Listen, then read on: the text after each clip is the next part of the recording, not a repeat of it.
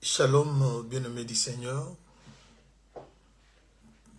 que la grâce, la paix, l'amour, la miséricorde du Seigneur nous soit énormément multipliée de partout où nous sommes.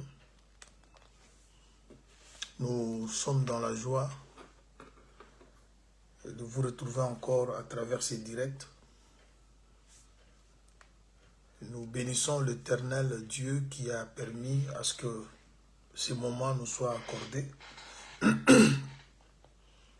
Et nous vous souhaitons bienvenue à la table du Seigneur, que la paix soit le partage de chacun, et partout où vous nous suivez, que la journée d'aujourd'hui soit comblée de grâce, du succès, du bonheur, de partout où vous allez vous retrouver, ou vous vous retrouvez en ce net moment. Nous bénissons Dieu parce qu'il continue à nous témoigner son amour à son peuple que nous sommes par le moyen de la parole. Parce que la grande richesse,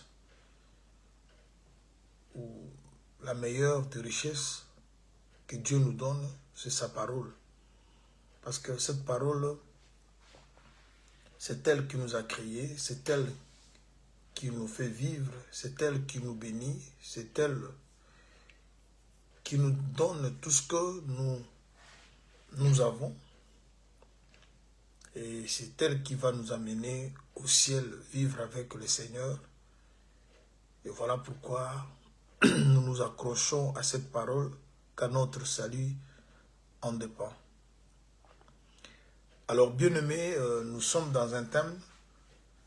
Aujourd'hui, nous sommes dans notre 4e partie, où nous parlons sur l'acquisition du salut.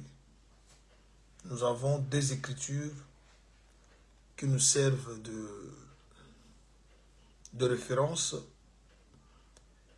Il y a 1 Thessaloniciens chapitre 5, verset 9, et puis Ésaïe chapitre 26, le verset 20 au verset 21. C'est autour de ces 2 écritures que nous allons rester pendant quelque temps en train de parler de ce thème, l'acquisition du salut. Et nous signalons aux bien-aimés que à partir du 1er décembre au 30 décembre, nous serons en prière, une prière de jeûne, de matin, soir. Et ce programme de prière sera également arrosé par cet enseignement, c'est-à-dire cet enseignement que nous sommes en train de suivre, nous conduira jusqu'à ce programme de prière.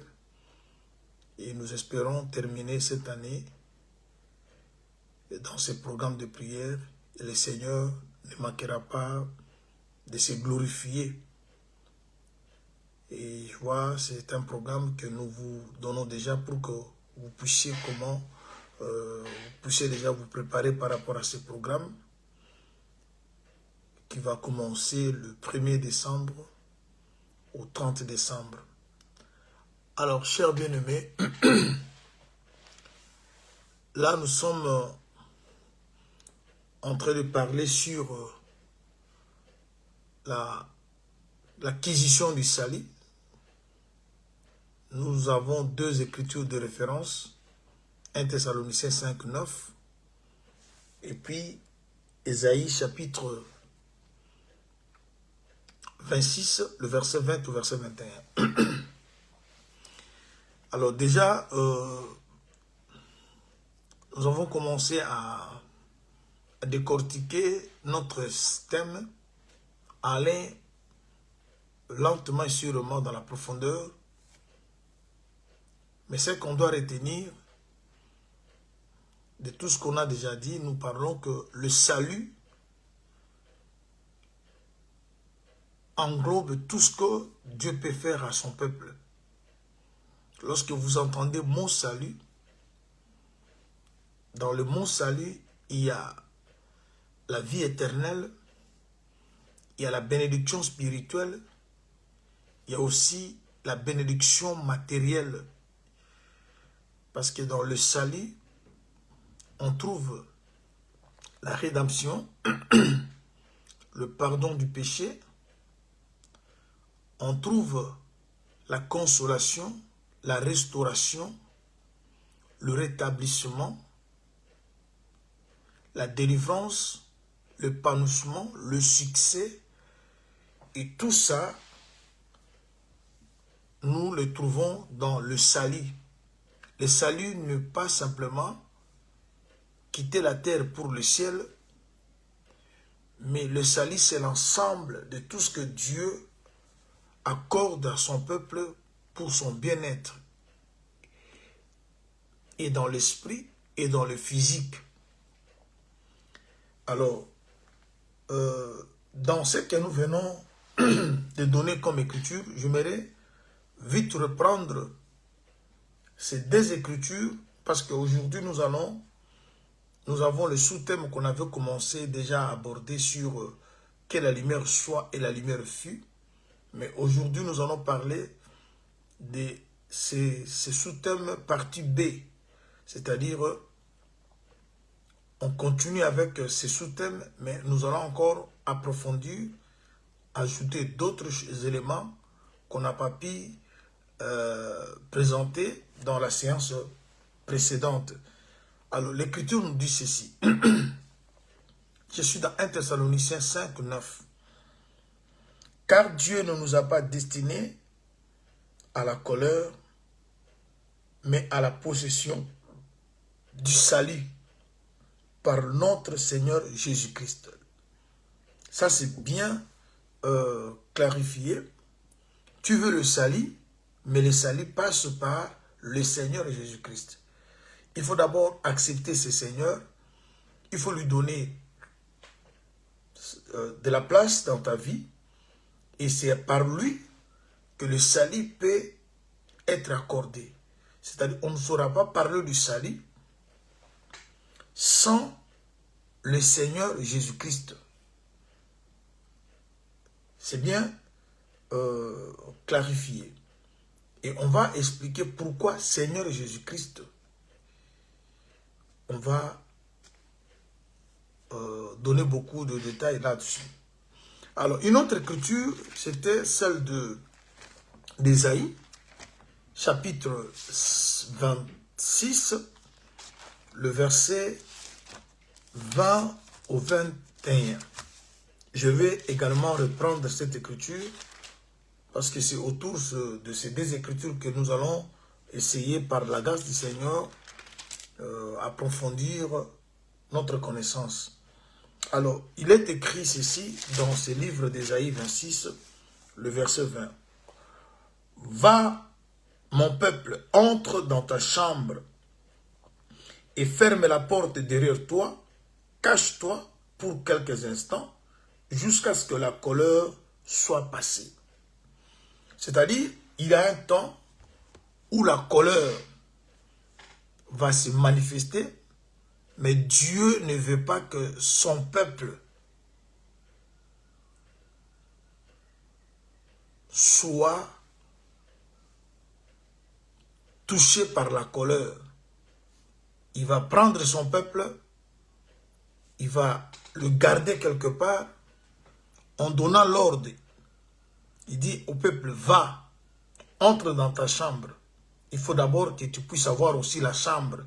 Si tu n'as pas de chambre, je ne sais pas là où tu vas entrer. Même lorsque Jésus parlait dans Matthieu, il dit, lorsque tu pries, entre dans ta chambre. C'est-à-dire, il faut d'abord avoir cette chambre-là pour pouvoir entrer. Si tu n'as pas la chambre, il faut d'abord chercher la chambre. Mais pour qu'il y ait une chambre, il faut qu'il y ait une maison. Et pour qu'il y ait une maison, il faut qu'il y ait une ville. Parce que la maison doit être dans une ville et la chambre va être dans une maison. Et ce sont des détails que nous allons devoir expliquer un à un. On parle de la chambre, bien sûr, mais pour qu'il y ait chambre, il faut une maison. Et pour qu'il y ait une maison, il faut qu'il y ait une ville. J'ai dit ça sur base de ce que Luc 22 nous a montré. Lorsque Jésus voulait manger la dernière Pâque avant sa mort, vous savez ce qu'il a dit? Il a envoyé deux de ses disciples pour qu'ils aillent préparer la Pâque. Mais il leur a demandé d'aller, de suivre un homme qui va porter la cruche d'eau. Lorsqu'ils vont entrer dans la ville, ils vont voir un homme qui transporte la cruche. Et il leur a dit de suivre cet homme.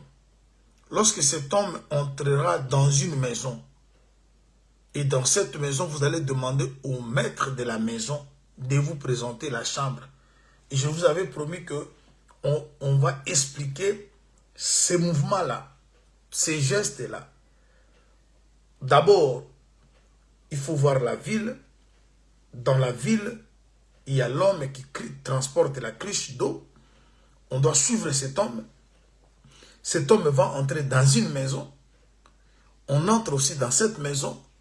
Et dans la maison, on parle au maître de cette maison. Et le maître de la maison va vous montrer une chambre haute. Et c'est dans la chambre haute qu'on va préparer la Pâque.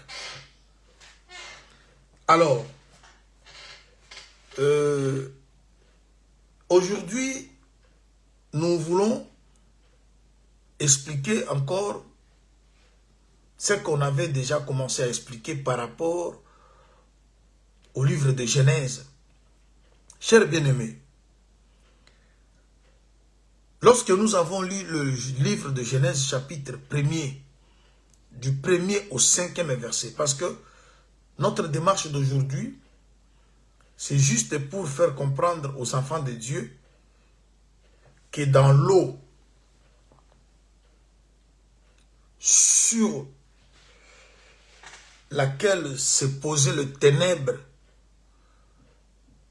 au premier jour de la création, il y avait dans cette eau une terre, mais cette terre était à la fois une ville, cette terre était à la fois une montagne, et cette terre était à la fois une femme.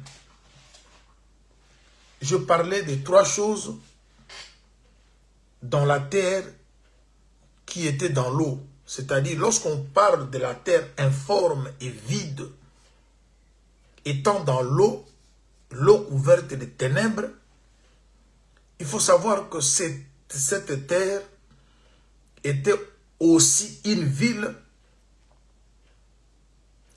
était aussi une montagne, et cette terre était aussi une femme.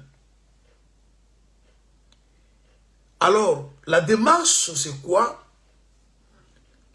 On dit que l'Esprit de Dieu ou de l'Éternel mouvait au-dessus des eaux.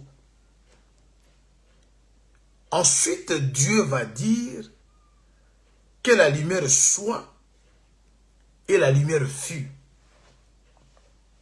Parce que c'est la démarche qu'on a commencé à effectuer depuis la séance passée, où nous avons expliqué que lorsque l'Esprit de Dieu mouvait au-dessus des eaux, ça parlait aussi du trône.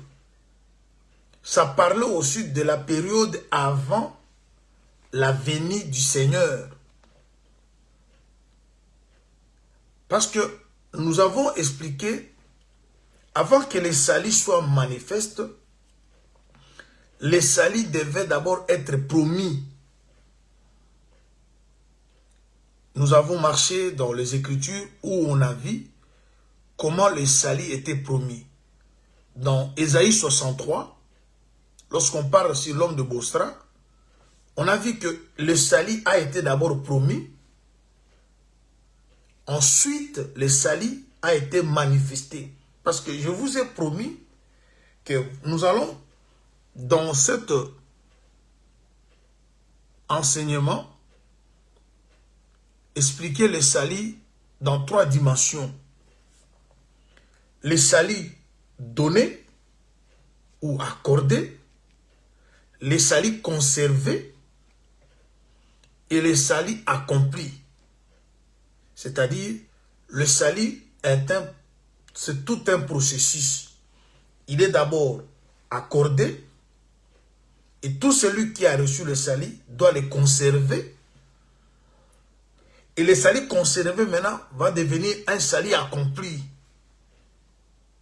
Mais c'est toujours le même salut qui doit subir, qui doit marcher dans 3 étapes. Il faut d'abord qu'il soit accordé, qu'il soit conservé et qu'il soit accompli. Mais avant que les 3 dimensions de salut puissent se manifester, le salut en question devait d'abord être promis. Et c'est ce que Ésaïe 53 et 63, voulais-je dire, nous a démontré que le salut était promis. Alors, lorsque vous lisez ce livre d'Ésaïe 63, ce livre est d'abord prophétique. Lorsque nous parlons de la prophétie par rapport à ce livre, c'est-à-dire c'est un message qui est adressé à un peuple bien connu qui est le peuple d'Israël. Mais le message adressé à Israël peut prendre un volet de la révélation pour devenir la nourriture d'un autre peuple. Voilà pourquoi nous arrivons à comprendre qu'une écriture peut avoir d'abord son sens premier, un sens prophétique, mais c'est cette même écriture qui a un sens prophétique peut aider dans une exhortation, peut aussi aller dans une révélation pour enfin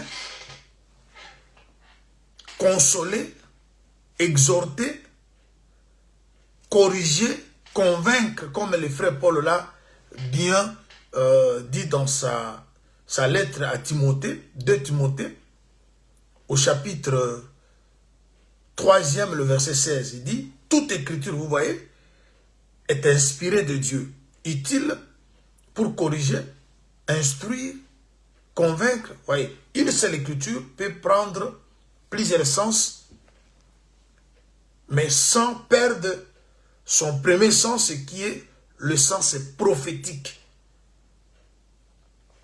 Également, cette écriture d'Ésaïe 26 a d'abord son sens prophétique où ça concerne la maison d'Israël, mais dans le temps qui vient après l'enlèvement. Entre dans ta chambre, on va vous expliquer. C'est aussi le temps où Dieu va visiter Israël avant que les fléaux commencent. Parce qu'il faut qu'Israël soit épargné des châtiments. Mais avant qu'il soit épargné des châtiments, il faut que le 2 témoins puisse prêcher. Et la prédication des 2 témoins fera que le 144 000 personnes entrent dans la chambre pour qu'ils ne soient pas châtiés. Et cette écriture qui a le volet prophétique prend aussi un volet de la révélation pour nous concerner, pour parler à nous l'Église. Entre dans la chambre, c'est aussi l'enlèvement de l'Église. Avant que Dieu commence à châtier le monde, l'Église ne sera pas sur la terre.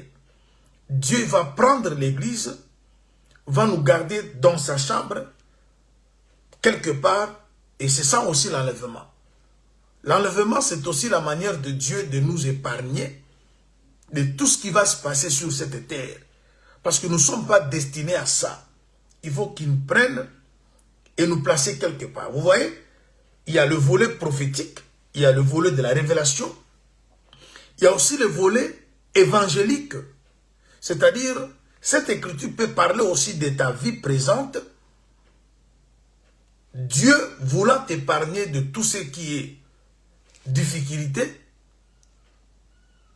il te propose sa parole qui te mettra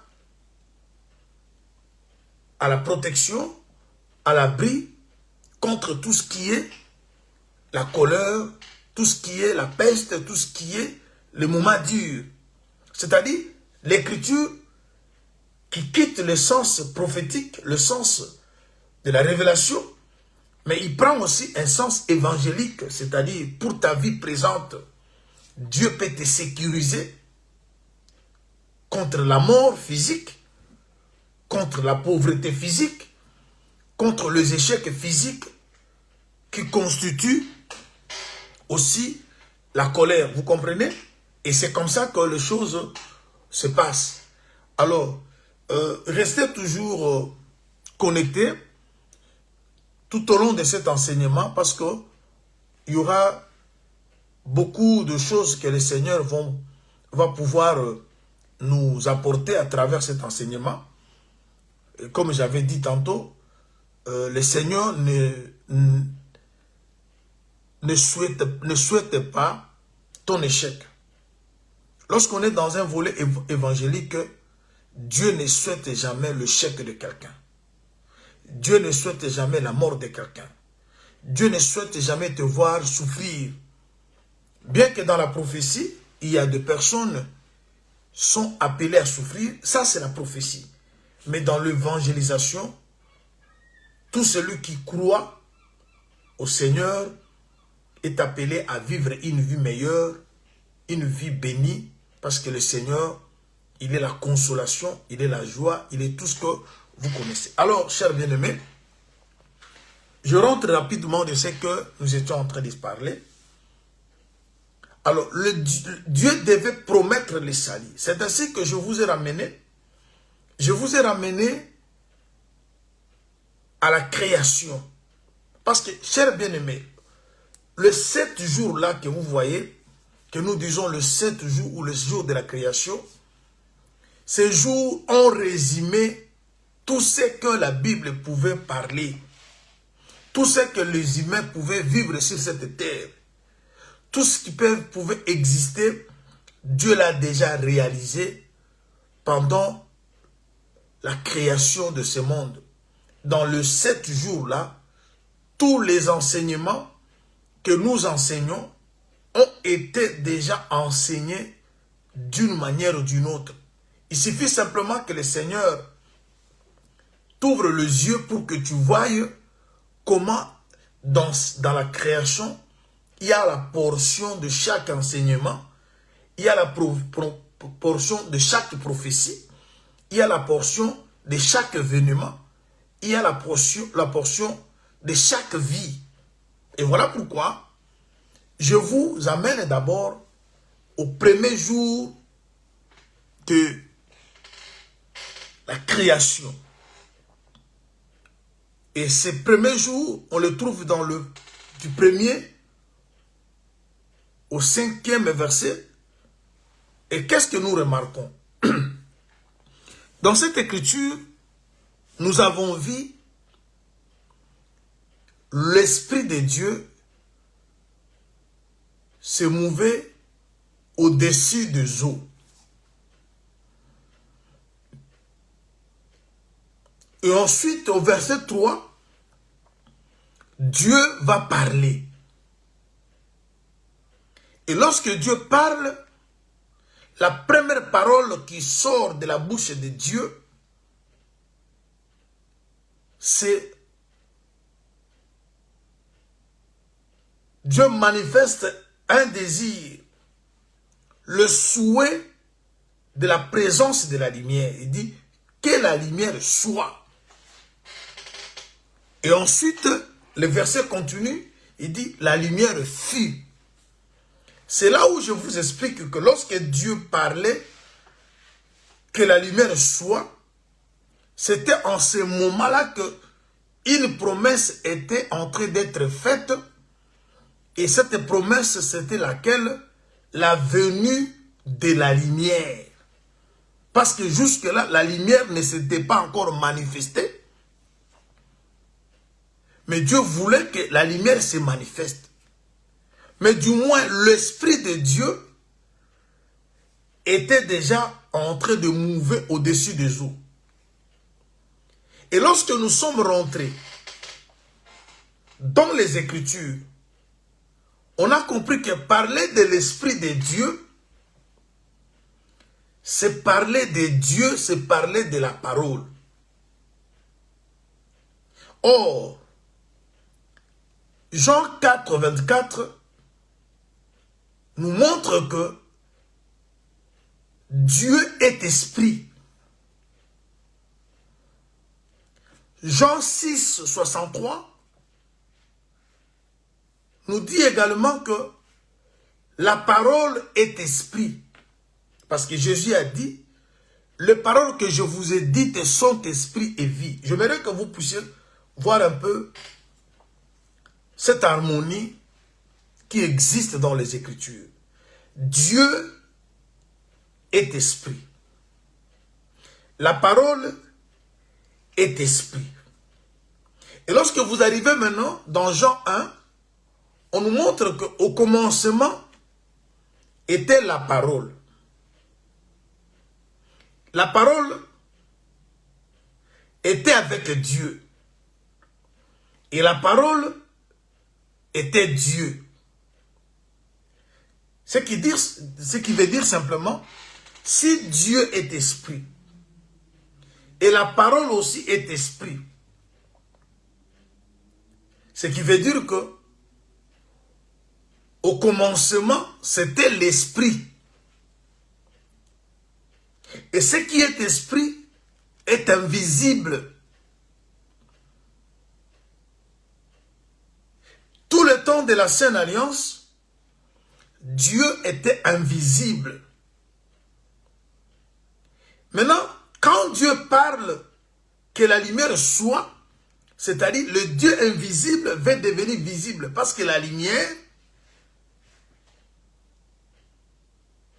elle est visible.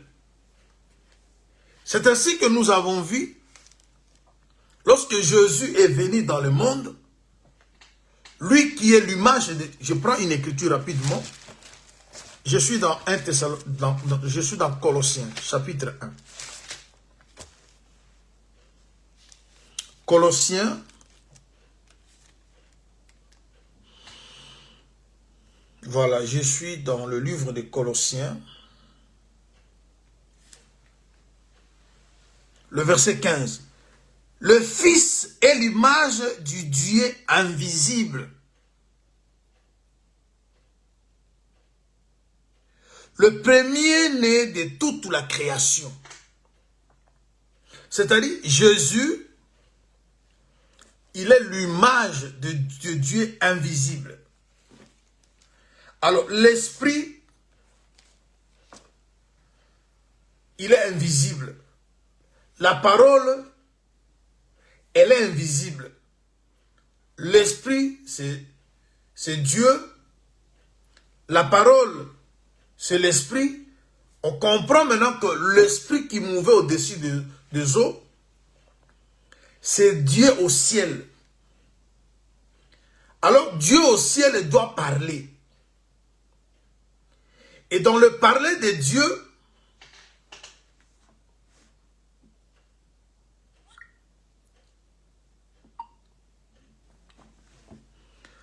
Dieu au ciel doit parler. Et dans le parler de Dieu, il n'annonce pas autre chose. Parce que Ésaïe 62 nous a fait comprendre quelque chose. Et la chose qui va nous amener à parler de la ville, de la montagne, ainsi que de l'épouse. Ésaïe 62 nous dit ceci. Pour l'amour de Sion, je ne me tairai point. Et pour l'amour de Jérusalem, je ne prendrai point de repos jusqu'à ce que son salut paraisse comme l'aurore. Dieu a refusé de se taire. Quand Dieu ne se tait pas, c'est-à-dire Dieu parle. Mais Dieu parlait comment? Hébreux chapitre 1er nous a montré que il parlait à plusieurs manières, à plusieurs reprises, par des prophètes à nos pères.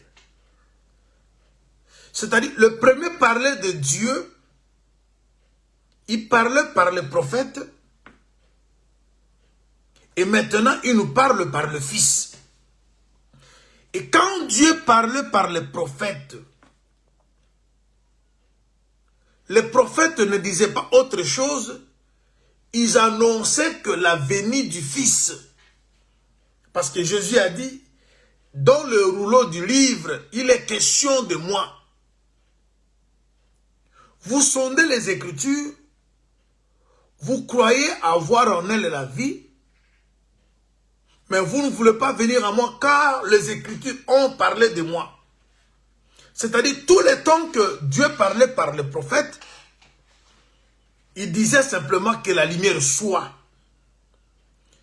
Le langage des prophètes annonçait la venue de la lumière.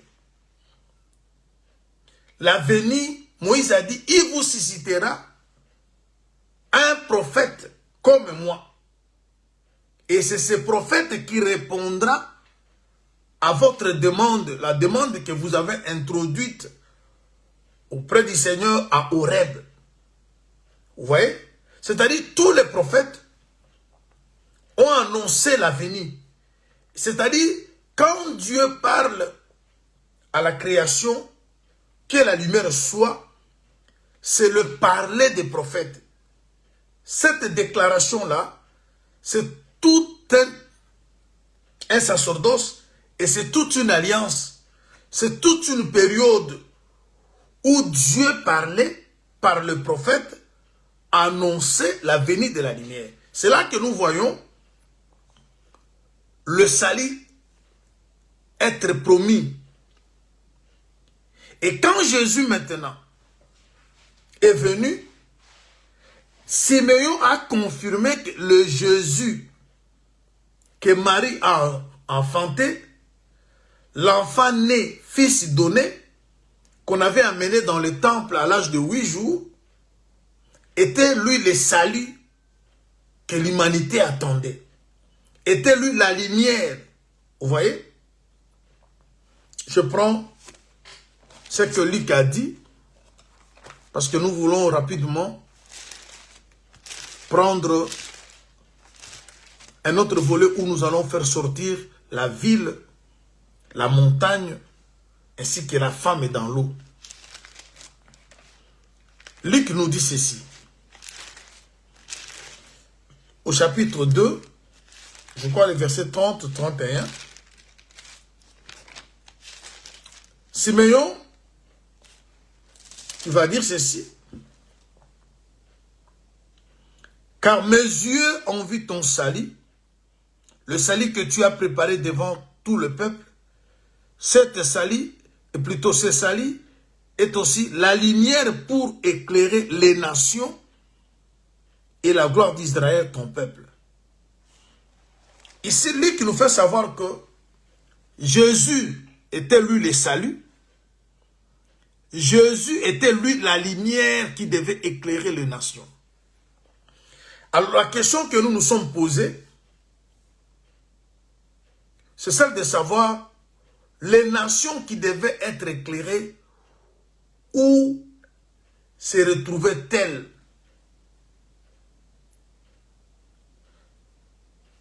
Apocalypse nous dit ceci dans le chapitre 17, verset 15, que l'eau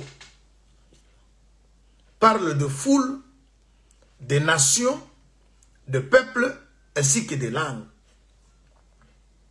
Et lorsque l'eau est couverte de ténèbres, c'est-à-dire dans cette eau-là, les nations sont dans l'obscurité.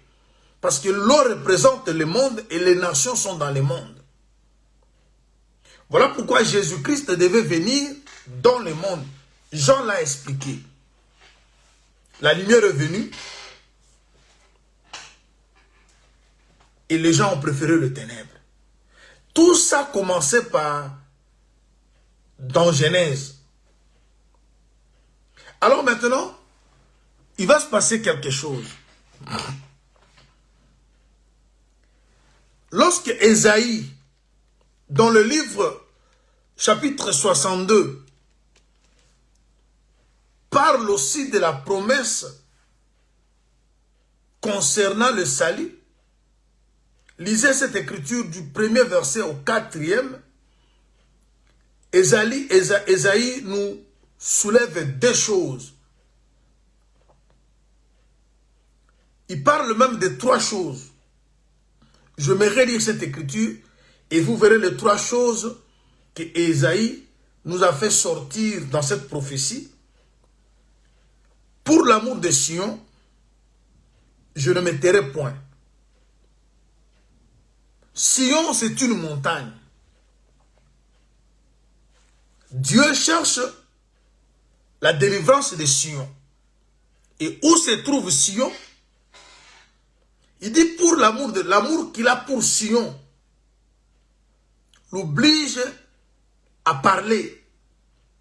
Bien-aimé, retiens une chose, le salut ne vient que par la parole. Voilà pourquoi il est écrit, le salut est dans le grand nombre de conseillers. Les conseillers sont des personnes qui parlent, qui prodiguent des conseils. Et lorsqu'on prodigue un conseil, on parle. Mais Dieu prend le salut, il le met dans le grand nombre de conseils. C'est-à-dire le salut est lié à la parole. Voilà pourquoi quand tu vois Dieu insister, parler chaque jour sur ta vie, il cherche ton bien. Il y a des gens, lorsqu'ils partent à l'église, ils ne veulent pas que la parole puisse les concerner. Il y a les gens qui se fâchent contre le prédicateur parce qu'en prêchant, l'exemple qu'on avait donné dévoile sa vie. Il dit qu'on m'a prêché. Mais bien aimé, comment voulez-vous voir la main de Dieu dans votre vie si la parole de Dieu ne vous touche pas?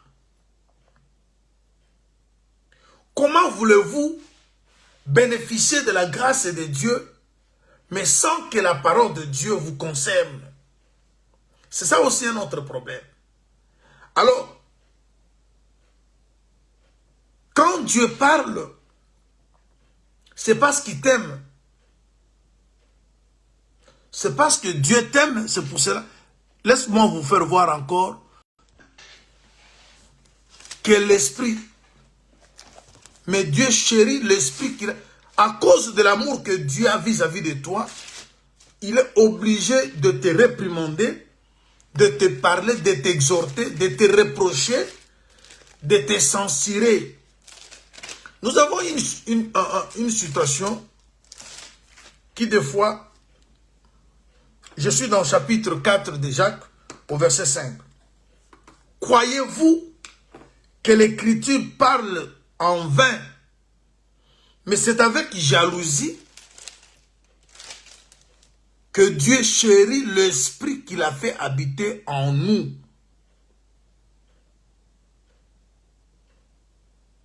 Vous voyez? C'est-à-dire, le parler de Dieu exprime l'amour qu'il a vis-à-vis de nous. Quand Dieu ne parle plus, C'est-à-dire, Dieu te ferme la porte. Parce que le salut, la bénédiction, le pardon, la délivrance, la réussite, le succès, tout ce que nous cherchons est dans la parole. Et c'est pour cela que Dieu doit parler pour que chacun de nous arrive à vivre le merveille de Dieu. Et voilà pourquoi, lorsque nous voyons ce que Ésaïe nous dit, c'est l'amour qui a obligé Dieu de parler. Mais simplement, quand Dieu parle, l'homme ne comprend pas. Parce que si Israël avait compris lorsque Dieu parlait, les choses allaient déjà être résolues bien longtemps. Mais parce qu'on ne comprend pas, on devient lent à comprendre. L'apôtre Paul l'a aussi insisté, parce que les gens sont devenus lents à comprendre. Dieu parle, mais la compréhension n'est pas là. Et il a toujours parlé, et dans son parler, il dit quoi? C'est pour l'amour de Sion que je ne me tairai point. Sion, c'est une montagne. Pour l'amour de Jérusalem, je ne prendrai point de repos. Jérusalem, c'est une ville. Jusqu'à ce que son salut paraisse comme l'aurore. Le salut de qui? Le salut de la Sion, de la montagne de Sion, et le salut de Jérusalem. C'est là où je vous ai parlé qu'on va parler de la ville, on va parler de la montagne, on parlera également de la femme comme la terre qui est dans l'eau. Je suis au verset 1er de Ésaïe 62, la dernière partie. Et sa délivrance est comme un flambeau qui s'allume. C'est-à-dire, le salut qui vient pour Jérusalem, une ville, pour Sion, une montagne, est comparé à l'aurore. Vous savez, lorsqu'on parle de l'aurore, on parle de la lumière. Le salut qui vient amène aussi la délivrance. Et la délivrance sera comme un flambeau qui s'allume. C'est-à-dire, ta délivrance comme la mienne ne viendra pas ailleurs, ne viendra que de la lumière. Voilà pourquoi cette déclaration-là de Dieu, du début au commencement, souhaita la lumière venir. Bien-aimé, c'est l'amour parfait de Dieu. Parce que lorsque la lumière vient dans la vie de quelqu'un, la seule force qui peut mettre à genoux les ténèbres, c'est la lumière. Il n'y a pas une autre force avec laquelle tu vas t'en servir pour remporter sur les ténèbres. Il n'y a pas une autre puissance qui peut être plus forte et plus puissante que les ténèbres, si ce n'est que la lumière. Voilà pourquoi Dieu désire la lumière. Et la lumière apporte la délivrance. Alors, au verset 2 du même chapitre 62, alors les nations verront ton salut. Parce que le salut, comme c'est une lumière, la lumière ne se cache pas. La Bible dit, on n'allume jamais une lampe pour la mettre sous la table. Mais lorsqu'une lampe est allumée, on la met sur la table et cette lampe va éclairer toute la maison.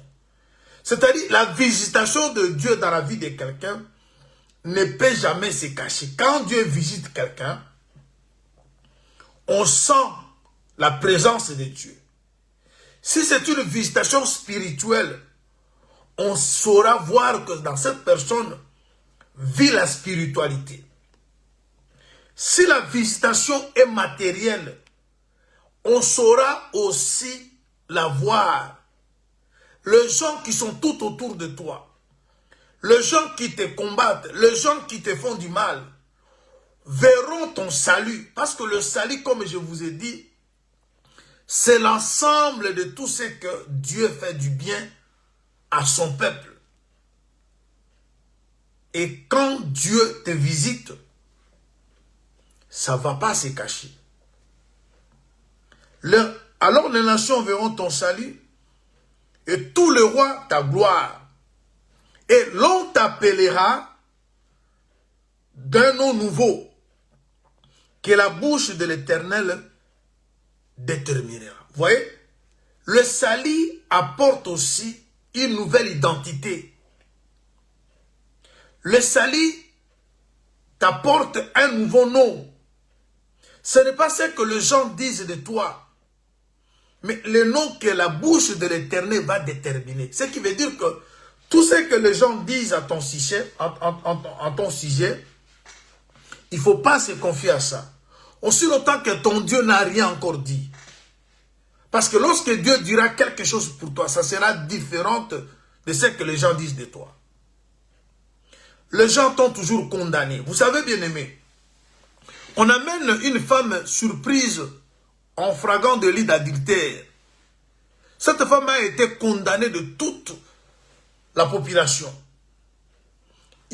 La population voulait attendre ce que Jésus devait dire. Mais à leur grand étonnement, Jésus a dit le contraire de ce que la foule avait dit.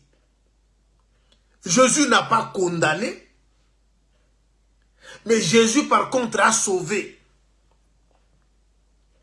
Tout en lui disant, va et ne pêche plus. Ça c'est déjà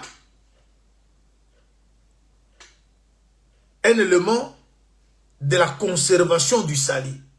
Jésus accorde le salut, mais ce salut doit être conservé. Mais pour que le salut soit conservé, il dit, va et ne pêche plus. Pour ne plus pécher, il faut que vous ayez quelque chose qui va vous accompagner dans la marche pour ne plus retourner à ce qu'on avait déjà vomi. Mais on va y arriver parce que c'est aussi un chapitre important où nous allons devoir parler comment conserver le salut, comment conserver une bénédiction, comment conserver une réussite, comment conserver une élévation, comment conserver une bénédiction, comment conserver une paix.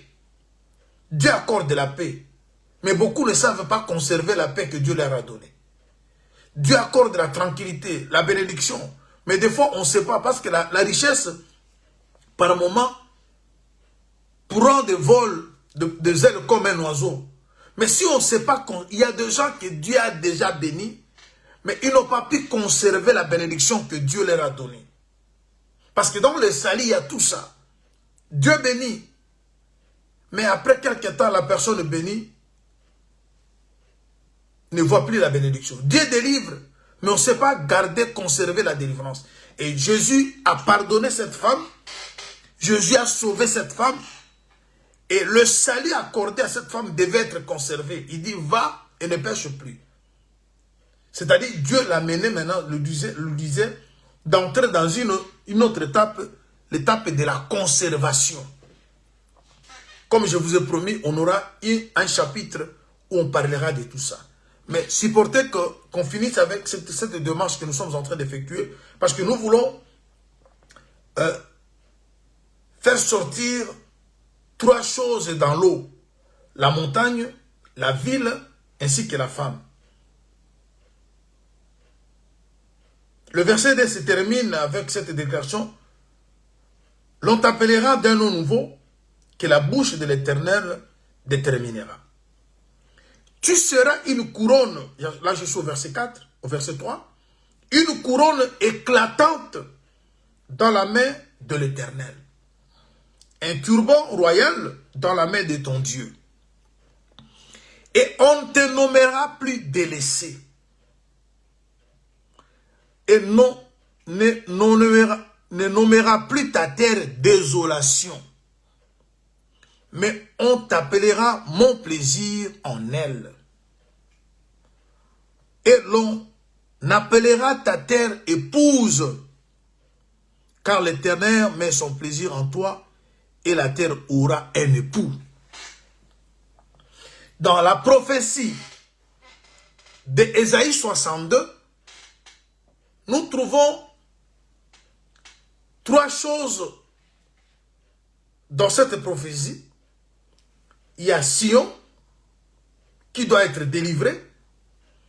Il y a Jérusalem qui doit être délivré.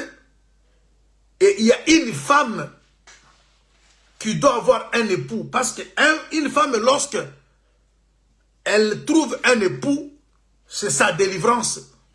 Parce que pour avoir une femme, on doit payer un prix de rachat. C'est-à-dire, trouver un époux, c'est être racheté. C'est être délivré. Tu as trouvé quelqu'un qui doit porter tes fardeaux. Tu as trouvé quelqu'un qui doit te conduire. Quelqu'un qui doit être ta tête. Quelqu'un qui fera de toi la tête. Parce que c'est très important. Parce qu'il a toujours été le premier. Alors lorsque vous avez quelqu'un qui est le premier, il fait de toi aussi le premier. Et ici, dans cette prophétie, nous avons vu trois choses. Sion, qui est une montagne. Jérusalem, qui est une ville. Et la terre qui se présente comme une femme. Et les trois là attendent la délivrance. Les trois là attendent le salut.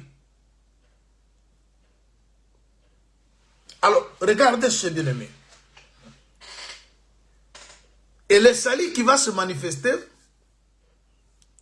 aura le corps de la lumière. Mais malheureusement, cette lumière va être tuée. C'est ainsi que vous avez remarqué, au premier jour de la création, la lumière s'est manifestée. On a parlé de la lumière. Deuxième jour de la création, on ne parle pas de la lumière. Troisième jour non plus, on n'a pas parlé de la lumière. La lumière revient au quatrième jour. Et cette fois-là, n'est pas sur l'eau. Parce qu'au premier jour de la création, la lumière était sur l'étendue des eaux. Mais au quatrième jour, la lumière va être suspendue au ciel.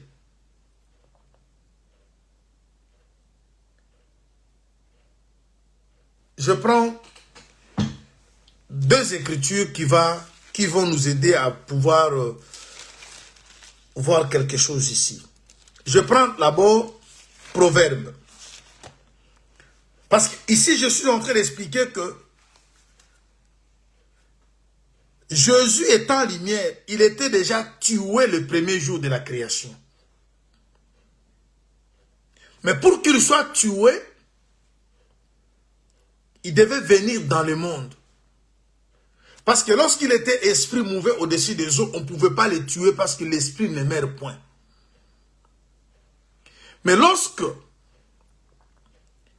l'esprit devient lumière, c'est-à-dire l'esprit prend le corps, vient dans le monde va le tuer.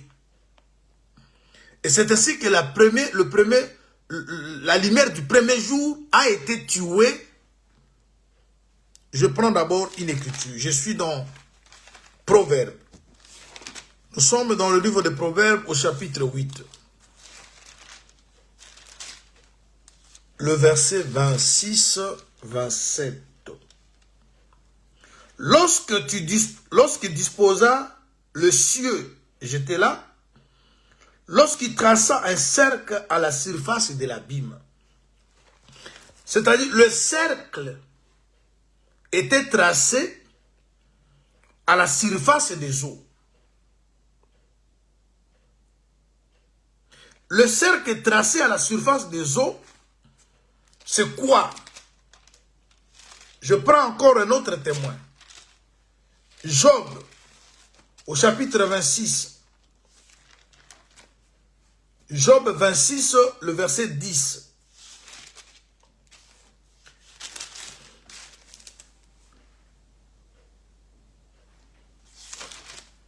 Job 26, verset 10. Il a tracé un cercle à la surface des eaux,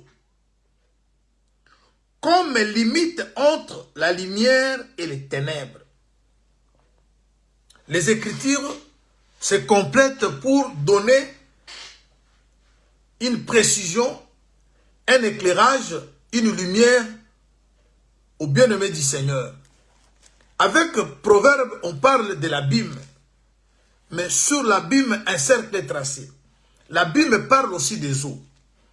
Dans Job, on parle des eaux, mais un cercle tracé, mais on ajoute un élément que Proverbe n'a pas donné pour que la précision puisse être. On dit que ce cercle établissait des limites entre la lumière et les ténèbres. C'est-à-dire, d'un côté étaient les ténèbres et de l'autre côté, il y avait la lumière. Ce qui veut dire que la lumière n'était pas reçue dans tout le monde.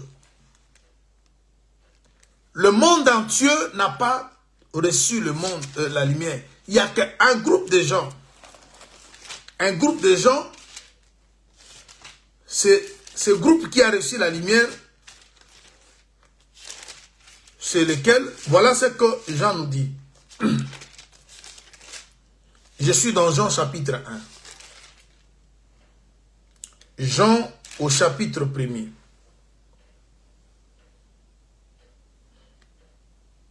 Au commencement était la parole, et la parole était avec Dieu, et la parole était Dieu. Elle était au commencement avec Dieu. Toutes choses ont été faites par elle, et rien de ce qui a été fait n'a été fait sans elle. En elle était la vie, et la vie était la lumière des hommes. La lumière, lui, dans les ténèbres, et les ténèbres ne l'ont point reçue. Cette lumière, lorsqu'elle est venue, elle a été reçue que par un petit groupe de gens. Et c'est ce qui constitue maintenant le cercle. C'est-à-dire, dans le cercle, il y a la lumière. En dehors du cercle, il y a les ténèbres. Alors, dire que les gens ont préféré les ténèbres à la lumière, c'est-à-dire,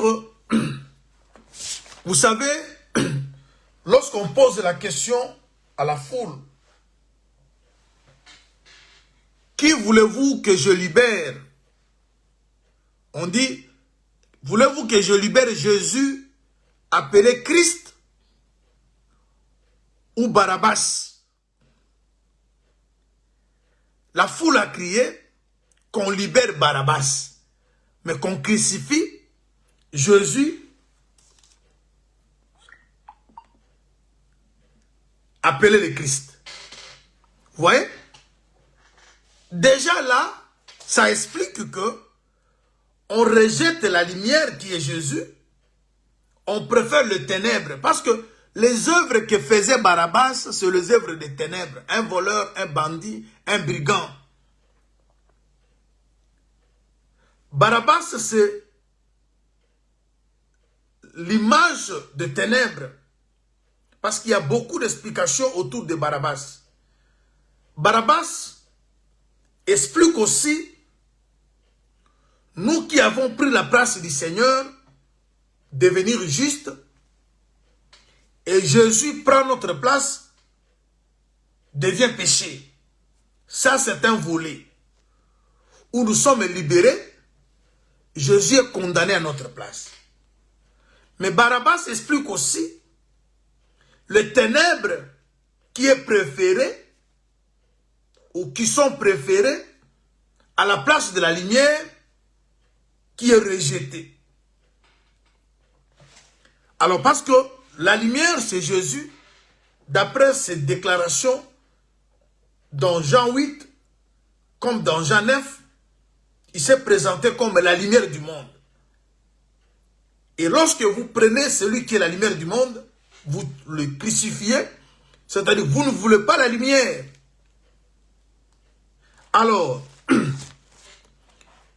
qu'est-ce qui va se passer?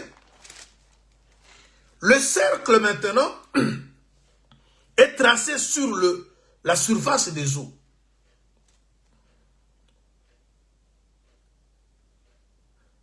Et lorsqu'on parle du cercle, le cercle parle aussi de l'éternité.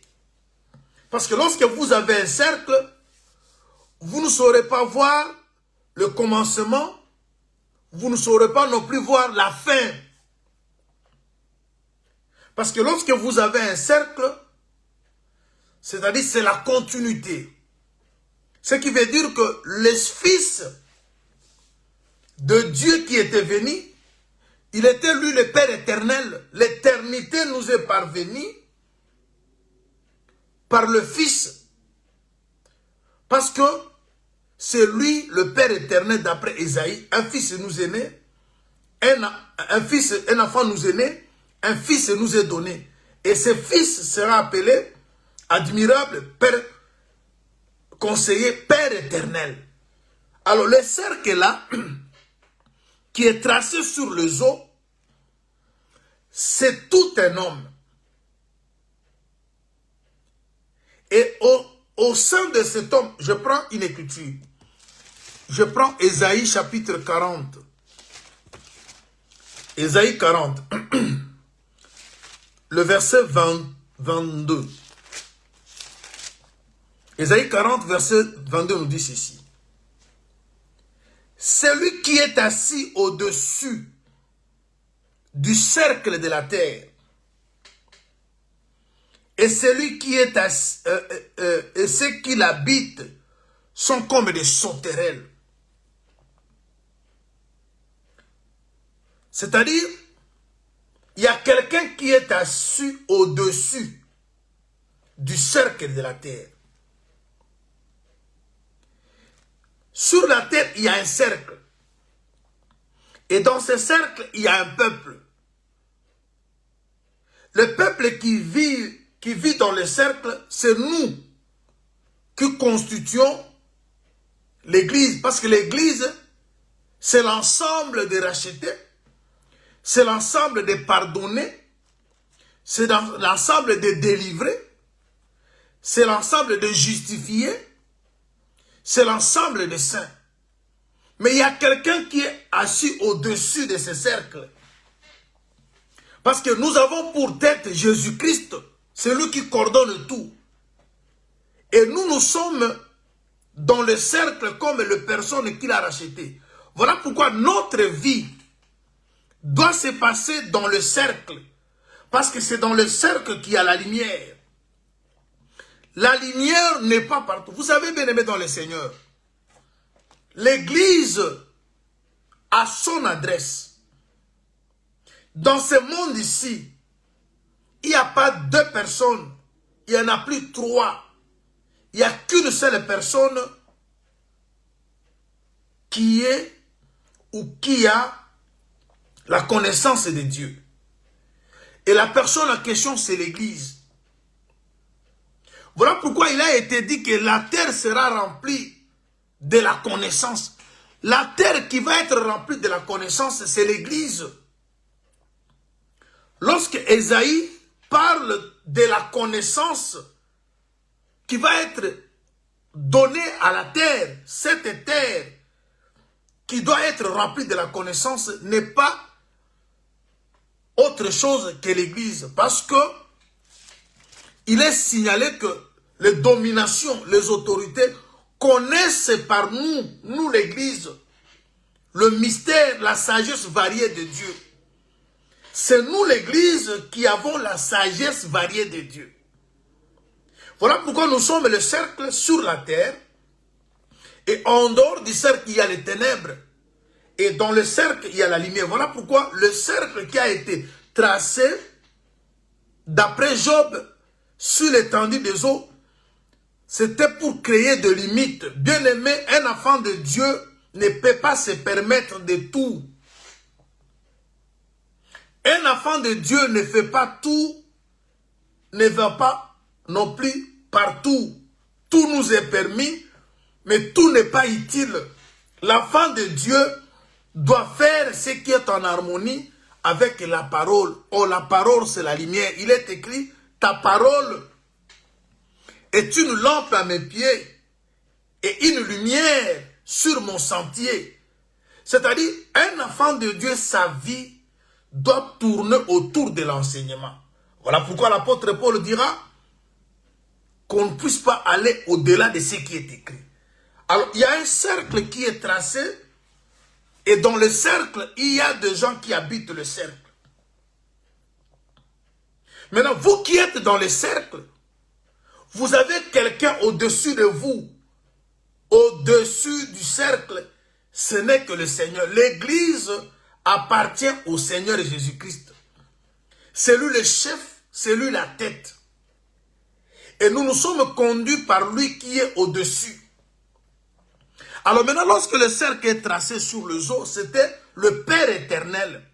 Dieu est venu vivre avec ses enfants sur la terre comme Emmanuel. C'est là que maintenant on devait tuer, parce que lorsqu'il était l'esprit qui mouvait au-dessus des eaux, on ne pouvait pas les tuer parce que l'esprit ne meurt pas. Mais quand il devient lumière, c'est-à-dire la lumière, c'est le fils né. Parce que lorsque Siméon a reçu l'enfant entre ses mains, il dit que cet enfant c'est le salut. Il a dit que cet enfant c'est aussi la lumière. Jésus lui-même a fait des déclarations du genre, je suis la lumière du monde. Et étant la lumière du monde, il a été signalé, prophétisé, que le soleil devait se coucher à midi. Oh, le soleil c'est aussi la lumière. Lorsque le soleil se couche à midi, ça annonçait la mort de Jésus. C'est-à-dire, pour que Jésus meure, il devait avoir un corps. Et le corps qu'il avait, c'est le corps appelé le cercle, c'est le corps appelé la lumière. Voilà pourquoi, au premier jour de la création, Dieu a prophétisé sur la venue de la lumière, et cette lumière est venue, cette lumière a été tuée. Il dit que Dieu a vu que la lumière est bonne, séparant la lumière d'avec les ténèbres. Il appela lumière jour et ténèbres nuit. Déjà là, ça nous fait savoir que la lumière a été rejetée par un groupe de gens qu'on appelle les ténèbres. Et ces gens qu'on appelle les ténèbres portent le nom de la nuit. Et dès lors, on ne parle plus de la lumière. La lumière est revenue en scène au 4e jour. C'est-à-dire, il a été tué. Et lorsque Jésus est mort, Philippiens le dit, il a été souverainement élevé. Il a reçu un nom qui est au-dessus de tous les noms. Et devant ce nom, le genou fléchit. C'est-à-dire, au 4e jour, la lumière n'est pas sur le zoo, mais la lumière est plutôt suspendue au ciel. Ce qui veut dire que la lumière est tuée, ressuscitée. Il est retourné là où il était auparavant pour contrôler les cercles, pour contrôler, éclairer la terre, parce que la terre qui doit être éclairée est sur et en bas, et la lumière qui doit éclairer la terre vient du ciel. Alors, chers bien-aimés, là nous avons vu que dans l'eau du premier jour, il y avait une ville, il y avait une montagne, il y avait une femme. Et les trois choses que je cite là parlent aussi de toi, parlent de moi, dans le sens prophétique. Ça parle d'Israël, Sion, c'est Israël. Dans le sens de la révélation, Sion, c'est nous l'église. Jérusalem, prophétiquement, c'est Israël. Jérusalem, dans la révélation, c'est nous.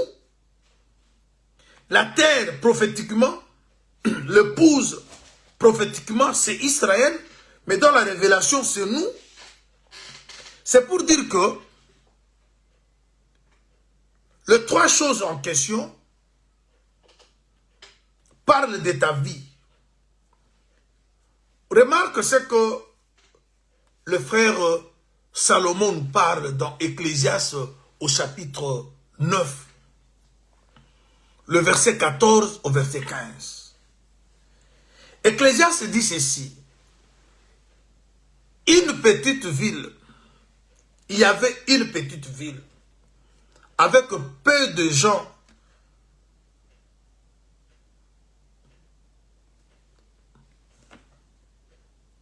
dans son sein. Cette ville était sous le contrôle d'un roi puissant.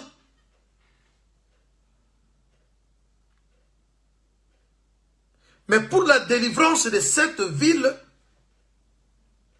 ça demandait un homme sage et pauvre. L'homme sage et pauvre, c'est qui? Vous savez que la sagesse, c'est la première créature de Dieu. La sagesse, c'est notre Seigneur Jésus-Christ. Alors maintenant, pour délivrer la petite ville, on dit que cette ville était contrôlée par un roi puissant. Bien aimé, le roi puissant, c'est les ténèbres. Voilà pourquoi le frère Paul dit que, je prends Colossiens. Colossiens chapitre 1. Colossiens 1, à partir du verset 12. Vous pouvez m'excuser.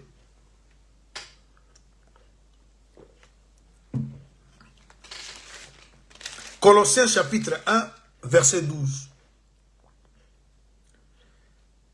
Rendez grâce au Père qui vous a rendu capable d'avoir part à l'héritage des saints dans la lumière.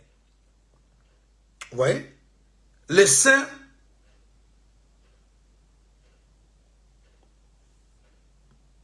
ont un héritage. Mais cet héritage se donne dans la lumière.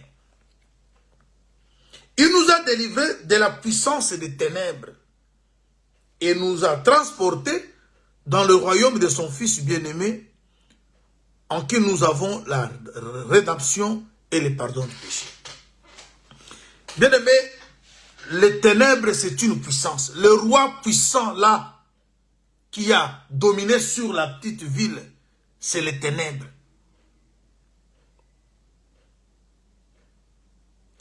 Les ténèbres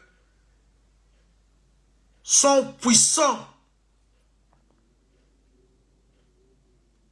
Mais la seule chose qui remporte sur les ténèbres, c'est la lumière.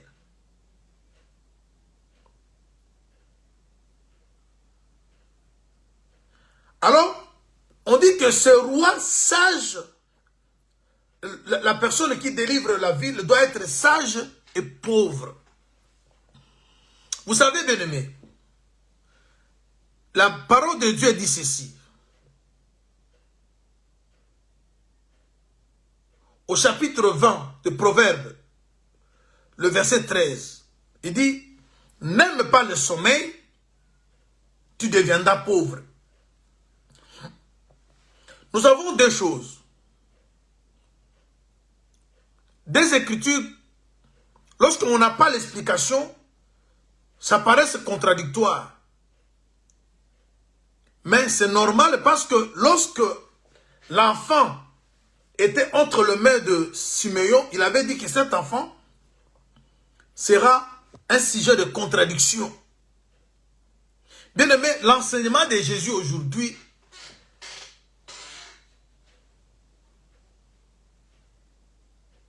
dérange les gens. Il y a des gens qui n'arrivent pas à comprendre parce que les Écritures, si vous n'avez pas l'esprit, vous verrez comme si les Écritures se contredisent.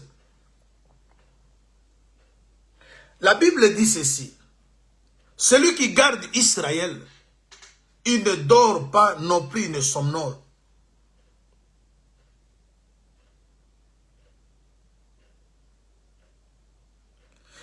quand Dieu ne dort pas et Dieu ne sommeille pas, c'est-à-dire lorsqu'il était esprit, au ciel, Dieu était esprit. Sur le trône, il était esprit. Il ne pouvait pas dormir non plus somnoler. Mais quand il a pris le corps, parce que dormir, c'est mourir. Et lorsqu'on aime le sommeil, on devient pauvre. Or, pour notre délivrance, ça demandait que Dieu soit pauvre. Et Dieu s'est fait pauvre en dormant. Parce que la délivrance pouvait être accordée si et seulement si l'homme sage devient pauvre. C'est par sa sagesse qu'il s'est fait pauvre. Il s'est fait passer pour un pauvre, pour un péché. Les frères Paul l'a répété dans 2 Corinthiens, chapitre 8, je pense, verset 9. Des riches qu'il était, vous voyez, il s'est fait pauvre. C'est-à-dire, comme c'était déclaré pour que la ville qui est dominée par l'homme puissant soit libérée, ça demandait que l'homme qui va libérer la ville soit sage et pauvre. La sagesse de Dieu, nous ne pouvons pas en discuter. Il est lui la sagesse, la première créature de Dieu. C'est lui qui a parlé dans Luc, chapitre 11, verset 49. La sagesse a dit, je vous enverrai des prophètes et des apôtres. C'est-à-dire, les prophètes qui sont venus sont envoyés par la sagesse.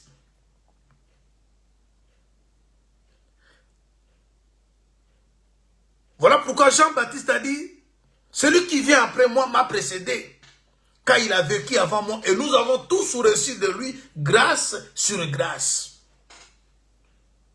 Les apôtres sont aussi les envoyés de la sagesse. Alors la sagesse elle-même devait venir, étant la première créature de Dieu, l'esprit, parce qu'au commencement était la parole était avec Dieu, la parole était Dieu.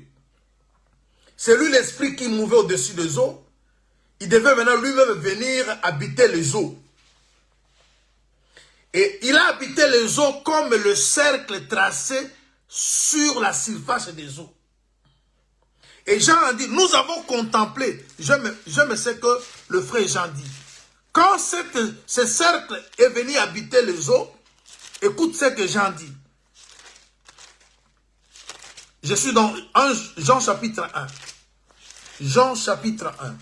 Oh, c'est beau.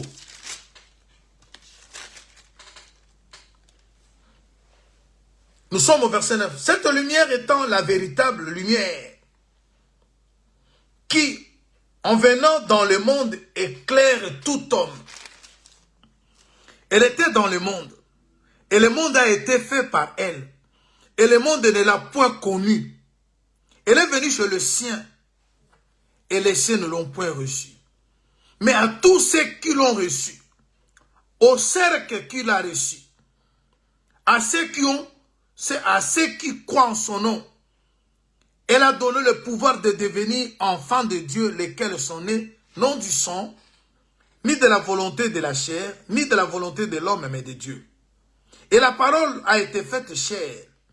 Elle a habité parmi nous, pleine de grâce et de vérité. Nous avons contemplé sa gloire, une gloire comme la gloire d'un fils unique venu du Père. Vous voyez ici, Jean explique que la lumière c'était le fils venu du Père, vivant dans le monde, et on a contemplé cette gloire. Dieu invisible qui mouvait au-dessus des eaux est venu habiter au milieu de son peuple, parce que les nations qui devaient être éclairées étaient dans l'eau. Voilà pourquoi il a tracé un cercle pour dire ce que Acte 15, 14 dit, Dieu a jeté le regard sur les nations, afin que des nations, un peuple sorte pour porter son nom. Et le peuple qui sort pour porter le nom, c'est l'épouse. Parce que lorsqu'on est épouse, c'est-à-dire, on devient la femme de quelqu'un, on appartient à un époux. Et la terre, autrefois, était délaissée dans les ténèbres. La terre a été abandonnée, mais la terre a été récupérée. Je veux dire à quelqu'un pour terminer, quand Dieu te récupère par le salut, il restitue, il te donne tout ce que tu as perdu. Jésus dira, vous êtes une ville, vous voyez, située sur la montagne. C'est-à-dire, il y a maintenant le mariage qui se fait entre la ville et la montagne. Vous vous êtes approché de Sion, de Jérusalem, vous voyez, Sion qui est une montagne, Jérusalem qui est une ville, on les mélange ensemble. Là, je suis dans Hébreux chapitre 12. Et lorsque vous partez dans Galate, on parle de Sinaï et de Jérusalem, et c'est ce qui est Sion. C'est pour dire que parler d'une montagne, c'est parler d'une femme. Parler d'une terre, c'est parler d'une femme. Parler d'une ville, c'est parler d'une femme. Et parler d'une femme, c'est parler d'un peuple de Dieu qui était dans l'eau, dominé par la puissance des ténèbres. Alors quand le Seigneur vient vers toi, il t'accorde le salut par Jésus-Christ, c'est pour te restaurer. C'est pour ouvrir les portes qui ont été fermées. Ce n'est pas simplement pour aller au ciel. Oui, tu iras au ciel. Mais tu dois aussi vivre les promesses qui accompagnent le salut, le ciel. Je vais terminer par cette écriture et on pourra continuer par la grâce du Seigneur prochainement. Abdias. Si nous prenons dans le livre d'Abdias, Abdias, au chapitre 1er, qu'est-ce que le prophète dit? Oh, Abdias, voilà. Je vois Abdias nous dire quelque chose de très important. Au chapitre 1er, Abdias dit ceci.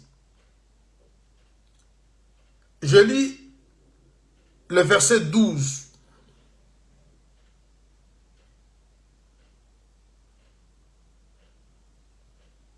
Bon, prenons le verset 17 pour ne pas faire une longue lecture. Mais le salut sera sur la montagne de Sion. Elle sera sainte. C'est-à-dire, quand le salut vient sur toi, comme une montagne, il faut qu'on trouve en toi la sainteté.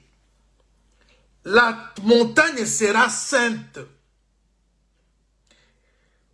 Et la maison de Jacob reprendra ses possessions. Le salut fait que tu reprennes les possessions, tes possessions, ce que tu as perdu. On dit la maison de Jacob reprendra ses possessions. Quand? Lorsque le salut, Abdias chapitre 1er, le verset 17. Lorsque le salut sera sous la montagne de Sion, l'identité de la montagne changera. La montagne sera une montagne sainte. Et puis, la maison de Jacob reprendra ses possessions. Verset 18. La maison de Jacob sera un feu. Et la maison de Joseph, une flamme. Être feu, être flamme, c'est avoir la puissance. Cher bien-aimé, n'est-ce pas qu'il est écrit, il fait de ses serviteurs des flammes de feu et de ses messagers de vent. Quand vous êtes feu, vous ne serez pas consumés par le feu du monde. Lorsque Michaël, Azaria et Anania, les 3 compagnons de Daniel, ont été jetés dans la fournaise ardente, ils ne pouvaient pas être consumés parce qu'eux-mêmes étaient devenus feu. Quand vous avez le salut, vous avez le Christ dans votre vie, vous devenez fait dévorant comme est le Seigneur.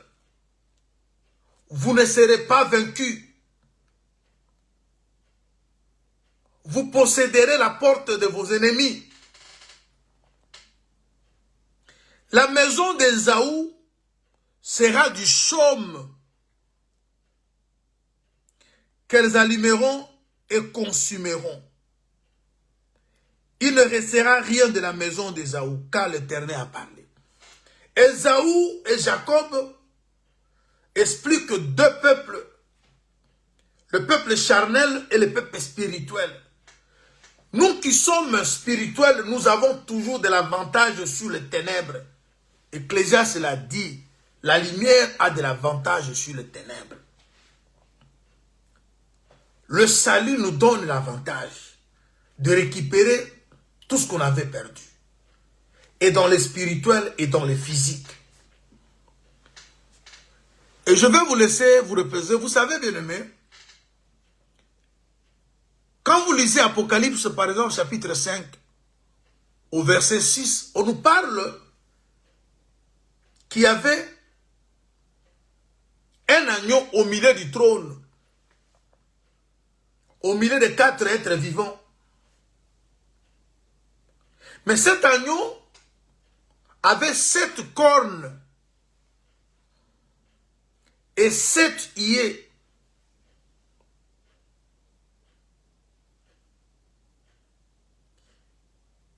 Or, lorsqu'on parle de l'agneau d'après Apocalypse chapitre 21, le verset 23, on dit que l'agneau, c'est tout un flambeau. Et lorsque vous êtes dans la ville en question, vous n'aurez pas besoin de la lune ni du soleil, parce que vous serez éclairé par l'agneau. Voilà pourquoi je vous parle de la ville. Peut-être prochainement, il faut entrer dans la ville.